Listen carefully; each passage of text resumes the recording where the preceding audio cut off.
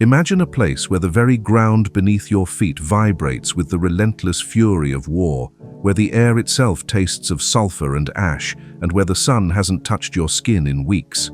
Now, imagine being told that your mission is not to win, but to die. In the spring of 1945, over 18,000 Japanese soldiers, many barely out of their teens, were ordered to hold a slab of volcanic rock called Iwo Jima. It was a place no one wanted, yet everyone needed. 36 days later, after an inferno unlike anything the world had ever seen, fewer than 200 of them would be taken prisoner. Tonight, we're going to crawl inside the tunnels they dug, taste the sulfur that clung to their very souls, and ask the question no one dared answer on that black sand beach. What does it truly feel like to fight when surrender isn't just unthinkable, but literally forbidden? What does it mean to exist when death is your only honorable exit? When General Tadamichi Kuribayashi landed on Iwo Jima in June 1944, he saw not just an island, but a death sentence, and he decided to make it the most expensive death sentence in history. This wasn't some glory-seeking last-stand general. Kuribayashi was a pragmatic, brilliant strategist who had even spent time in the United States, giving him a chilling understanding of his enemy. He immediately scrapped the traditional Japanese military playbook, a doctrine that often favored suicidal banzai charges that bled men for fleeting moments of glory. No, Kuribayashi had a different vision. His decree was stark, terrifyingly clear. Every man must kill 10 Americans before he dies. This wasn't about holding territory, it was about buying time, inflicting maximum attrition, and making the American advance so costly that they might just reconsider their next move. His engineers, under his ruthless direction, began to rip into the island like moles possessed. They weren't just digging trenches, they were carving out a subterranean world of death. 16 miles of tunnels snaked beneath the volcanic rock, a labyrinth designed to confuse, conceal, and kill. This wasn't just a defensive line, it was a living, breathing fortress, inverted and hidden. They built 800 pillboxes, not just flimsy emplacements, but reinforced concrete bunkers with walls up to 4 feet thick, often disguised as natural features. These weren't visible targets. They were hidden eyes and mouths waiting to spit fire. The rock itself was so hard, so unforgiving, that picks striking it would literally spark in the darkness. Inside these subterranean hells, temperatures routinely hit a sweltering 120 degrees Fahrenheit, the air thick and stagnant. Water, precious beyond measure, was rationed to a single canteen a day, sometimes less. And the smell? The pervasive, inescapable stench of sulfur never left your uniform, never left your skin, a constant reminder of the volcanic furnace you inhabited. Life here was a grim countdown. Civilians back on the home islands, unaware of the true horror, would send care packages filled with sake, dried squid, and heartwarming letters from schoolchildren. But the officers, with a quiet, heartbreaking resolve, would burn the return addresses. They already knew. They knew no one was coming home. There was no hope of relief, no expectation of rescue, just the grim, unyielding certainty of their final mission. This wasn't just a battle, it was a human sacrifice on an industrial scale, meticulously planned and executed. Then came the dawn of February 19th, 1945. At 6:45, the world, for the Japanese defenders, quite literally began to end. The US Navy unleashed a torrent of steel, firing 10,000 shells in a mere 40 minutes. Imagine that sound. From inside the tunnels, it wasn't just loud, it was an apocalyptic roar, a continuous deafening thunder that shook the very foundations of their underground world. The ground above them boiled and churned, a landscape of fire and smoke.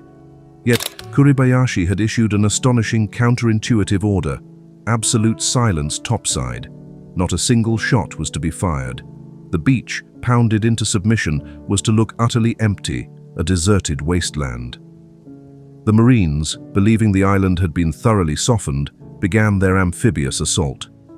The first Amtraks, those lumbering, tracked landing vehicles, ground ashore, their engines a low growl against the still smoking landscape. The Japanese, hidden within their subterranean network, held their breath.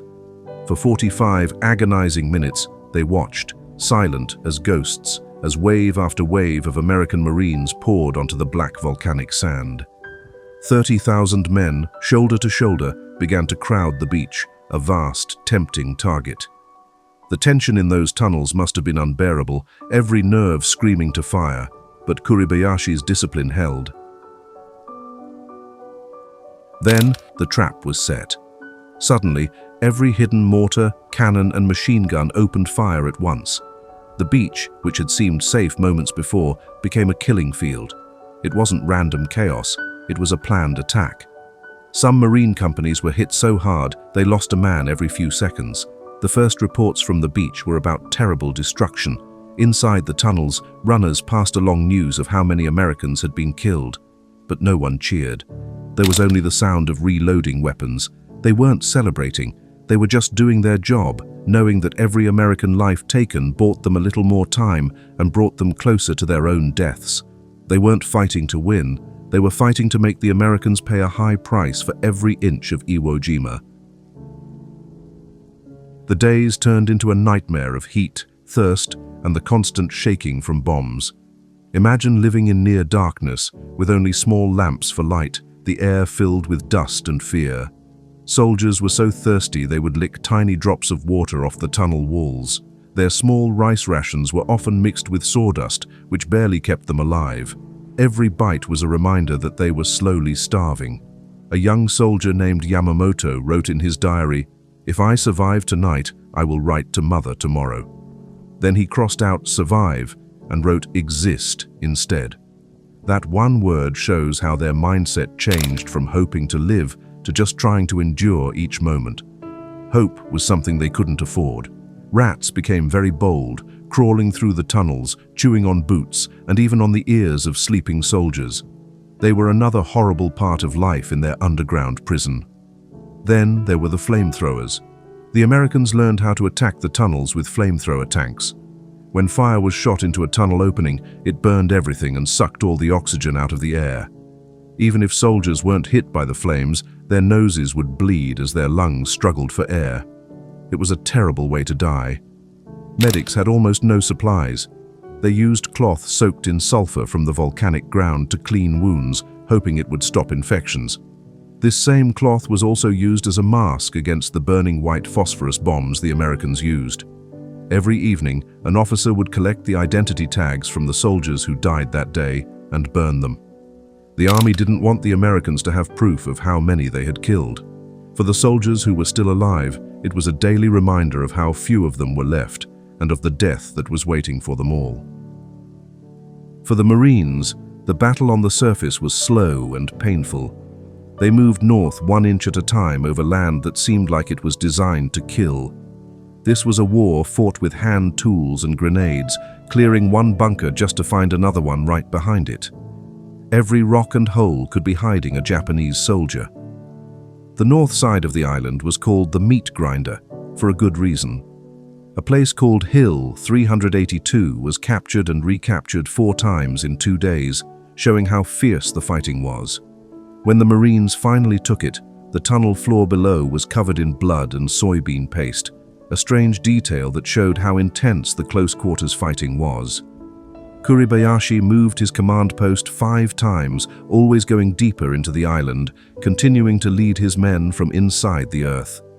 From deep underground, he sent a radio message to Tokyo. "We are like dried-up seaweed on the shore, but we shall stain the tide." It was a poetic promise that even in defeat, they would make the enemy bleed. Getting messages around was dangerous. Young runners carried orders on rice paper. They were told to eat the paper if they were about to be captured, to protect the information at all costs. Even in this hopeless situation, there were moments of incredible bravery. One night, a Navy lieutenant and 40 men went on a raid, not for a strategic target, but to steal American water cans. They risked their lives moving through enemy territory. Only 7 men made it back, but they brought water, which brought a moment of joy to the thirsty soldiers in the tunnels. It was a small victory, a taste of life in a place of death, showing the power of the will to survive. As the battle continued, it was clear that the end was near. On March 17th, with American forces getting closer, General Kuribayashi wrote a final, heartbreaking letter to his son. He wrote, "Do your best in your studies. When you grow up, be a man who treasures friends and defends the weak." He included a lock of his own hair and gave the letter to a soldier to deliver. The soldier was shot and killed. A Marine later found the letter but couldn't read Japanese, so he just kept it, not knowing the personal story he was holding. That night, the last hospital on the island was full of wounded men. It was a place of terrible suffering. With no proper tools, doctors used fishing line to stitch wounds and used sake, a rice wine, to clean them. A badly wounded young soldier asked for a grenade so he could end his own life honorably. A teenage nurse gave it to him and then turned away, a silent witness to the brutal reality of their warrior code, Bushido. To them, surrender was worse than death. It was a betrayal. This was no longer just about military plans. It was about the real human stories of people pushed to their absolute limits. Everyone, from the general to the private, faced their end with a grim determination, their stories now a part of the island's bloody history. By March 21st, the Japanese forces were split apart. Mount Suribachi, the famous peak, had been captured weeks before. Seeing the American flag on the mountain must have been a terrible sight for the Japanese soldiers, a clear sign that they were defeated.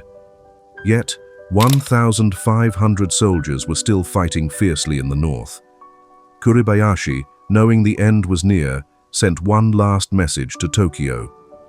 "The fighting spirit of the Imperial Army will never cease." He ended with a Japanese poem that meant their death would be honorable and they would not regret it. "Blossoms of the peach, even in falling, never turn back." Then, at dawn, he led his last 400 men in the only banzai charge he ever approved. But it wasn't a charge to win. Kuribayashi was too smart for that.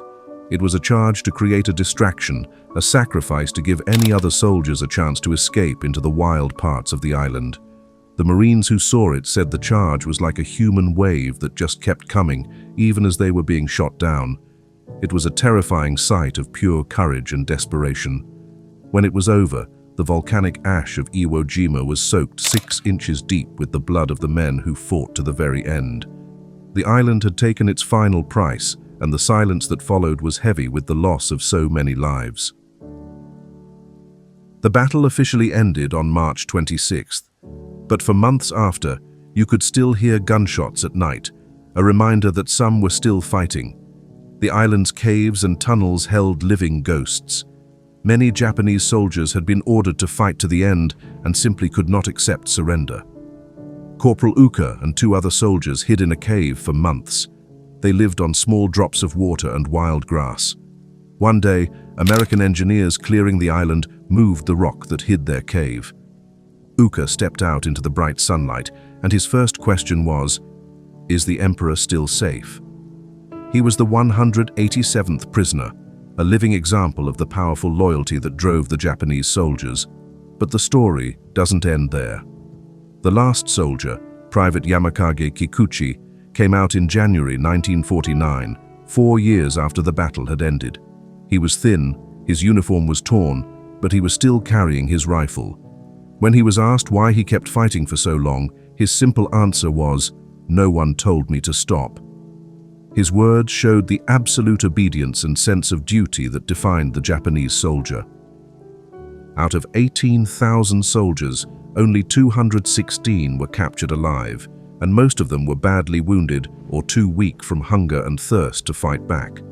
In American hospitals, these men who had fought so fiercely were given their first fresh fruit in over a year. They were given oranges, and they often had to share 1 orange between 8 men. For them, each slice was incredibly sweet. But for many of these survivors, there was no feeling of relief, only shame. One captured Japanese officer told a Marine he was sorry for the inconvenience of being alive. In their culture, surrendering was a disgrace. Back in Japan, newspapers called the survivors the ghosts of Iwo because they were expected to have died for the emperor. Decades later, the survivors began to meet every year in a temple in Tokyo. They light 18,000 incense sticks, one for every soldier who died on the island, and they leave the temple windows open so the smoke, which they believe carries the spirits of the dead, can travel over the sea to the island where they died. It is a powerful way to remember their friends. These men, once called ghosts, are now the ones who keep the memory of the 18,000 soldiers alive. Today, Iwo Jima is covered in rusted metal and collapsed tunnels like a skeleton from the war. Workers on the island still find old canteens, toothbrushes, and pieces of uniforms after it rains, small reminders of the lives that ended there. The Japanese government continues to search for the remains of its soldiers, finding about 200 each year. But more than 12,000 soldiers are still buried on the island, inside the very fortress they built. Old American veterans also return to the island. Sometimes, in incredible moments of peace, they meet the Japanese soldiers they once fought against on the same black sand. They shake hands and look at the volcano that took so many lives. It's a quiet moment between old enemies who understand the hell they both went through. The island itself is still warm from the volcano, which is like a symbol. It's like a wound that won't heal, a reminder that when war demands such a high price, the land itself remembers the cost. Iwo Jima is not just a battlefield, it's a living monument to the cost of war, a place where the memory of sacrifice can never be buried. It is a powerful lesson written in volcanic rock for anyone who might forget. If you want to hear more stories that history has tried to forget, stories that make you think about courage, sacrifice, and the human spirit, then hit the subscribe button to show you want to remember these important stories. Leave a comment below and tell us which battle you want to learn about next.